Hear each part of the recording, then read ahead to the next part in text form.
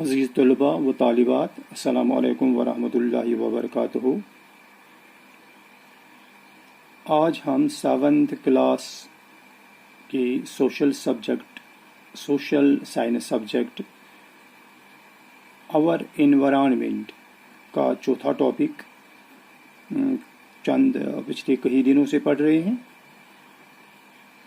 Topic का नाम है एयर, और आज और कल के क्लास में और आज के क्लास में हम इसके टेक्स्ट बुक के क्वेश्चंस कर रहे हैं। कल हमने पहले कुछ क्वेश्चन किए थे, पहले क्वेश्चन के 6 पार्ट थे, फिर दूसरा क्वेश्चन था, ये कल हमने मुकम्मल किया। और आज के क्लास में हम इसके जो अगले क्वेश्चन हैं टेक्स्ट बुक के, वो देखने की कोशिश करेंगे। तो बेटे, जहाँ पे तीसरा क्वेश्चन है, आप अपनी किताब का पेज नंबर 27 देखिए। तीसरा क्वेश्चन है मैच द फॉलोइंग। हमें 2 कॉलम्स दिए गए हैं, एक साइड में लेफ्ट साइड में 4 पार्ट दिए गए हैं, और उनकी एक्सप्लेनेशन जो है वो दूसरे साइड में दूसरे कॉलम में दी गई है, लेकिन वहाँ पे कुछ ज़्यादा ही है। तो हमें देखना है कि कौन किसके साथ मेल खाता है, उन्हें हम जोड़ेंगे। तो अगर आप पहले कॉलम में देखोगे, यहाँ पर पहला पार्ट है ट्रेड विंड्स, फिर दूसरा है लू, तीसरा है मानसून और चौथा है विंड। ये सब चीज़ें जो हैं विंड से मुतल्लिक ही हैं। फिर इसकी जो एक्सप्लेनेशन साइड में दी गई है ABCDE F, तो यहाँ पर इनकमिंग सोलर एनर्जी लिखा गया है, दूसरा है सीजनल विंड, तीसरा है हॉरिजॉन्टल मोमेंट ऑफ फायर, चौथा है लेयर ऑफ ओजोन गैस, फिर 5वां E है परमानेंट विंड, और छठा है लोकल विंड। तो जहाँ तक इस क्वेश्चन का ताल्लुक है, तो मैंने यहाँ आपको ये सॉल्व करके रखा है कि ट्रेड विंड या लू या मानसून या विंड के साथ कौन सा सूट करता है। तो जहाँ पर हम पहला पार्ट देखते हैं ट्रेड विंड, तो ट्रेड विंड के साथ ई पार्ट आएगा। ये ट्रेड विंड परमानेंट विंड होती है। हमने वहाँ देखा है दीज आर, ये नॉर्दर्न विंड्स या साउदर्न विंड्स होते हैं, but they are permanent winds. फिर दूसरा है लू। ये लू जो है दिस इज लोकल विंड, किसी पर्टिकुलर एरिया में ये होती है, ये हर एक जगह नहीं होती है। मानसून के साथ आएगा सीजनल विंड, और विंड के साथ आएगा हॉरिजॉन्टल मोमेंट ऑफ एयर। जो एयर की मोमेंट है हॉरिजॉन्टल मोमेंट, उसे हम विंड कहते हैं। फिर क्वेश्चन नंबर 4 जो है इसका, इस चौथे सवाल के 2 पार्ट हैं। पहला है wet clothes takes longer time to dry on a humid day. एक ह्यूमिड डे में जो क्लॉथ्स, जो वेट क्लॉथ्स होते हैं, जब हम कपड़े धोते हैं तो उन्हें सुखाने के लिए हम फैला देते हैं, तो ह्यूमिड डे में ये काफ़ी ज़्यादा टाइम लेते हैं सूखने में। इसकी वजह क्या है, ऐसा क्यों है? दूसरा part, amount of insolation decreases from equator towards poles. जब हम इक्वेटर से पोल्स की तरफ जाते हैं तो जो इंसोलेशन, अमाउंट ऑफ इंसोलेशन जो है वो डिक्रीज हो रहा है। इसकी वजह क्या है? तो जहाँ तक पहले पार्ट का ताल्लुक है, पहला पार्ट इसका है कि ये वेट क्लॉथ्स क्यों ज़्यादा टाइम लेते हैं ह्यूमिड डे में सूखने में। तो बेटे, आप जानते हो कि ह्यूमिड डे हम किसको कहेंगे? एक ऐसा दिन जब एयर में जो वाटर वेपर्स होंगे उनकी तादाद बहुत ज़्यादा होगी। तो जब उनकी तादाद ज़्यादा होती है तो ऑटोमेटिकली जो ज़मीन से स्ट्रीम, बुखारात जो ऊपर एटमॉस्फेयर में जज़ब हो जाते, वो वहाँ चूँकि ऑलरेडी काफ़ी वाटर वेपर्स होते हैं, इसलिए वहाँ वो अपनी जगह ले नहीं पाते हैं। वजह यही है कि इस दिन इवापोरेशन कम हो रही है, क्योंकि इवापोरेट होके जो स्टीम ऊपर जाता वो अपने लिए ऊपर जगह नहीं बना पाता है क्योंकि वहाँ ऑलरेडी काफ़ी ये वाटर वेपर्स होते हैं।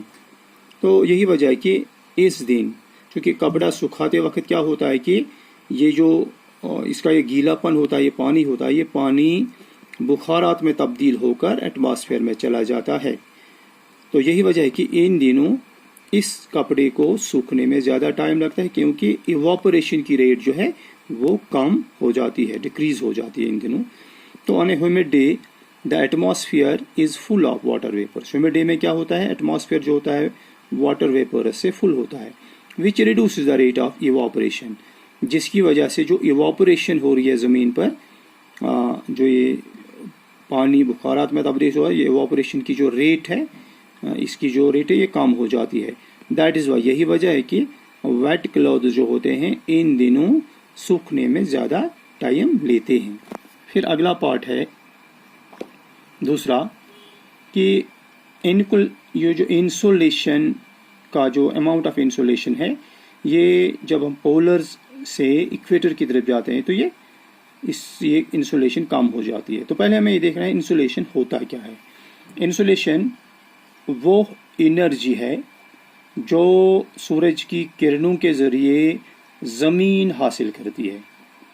तो पोल्स में क्या होता है, क्योंकि यहाँ पर डायरेक्टली ये रेज पड़ती हैं तो एटमॉस्फेयर में से इन्हें कम डिस्टेंस ट्रैवल करनी पड़ती है। नतीजा ये है कि इसका पूरा अमाउंट ज़मीन पे आ जाता है और यहाँ ज़मीन काफ़ी तादाद में इन रेज को एब्जॉर्ब करती है।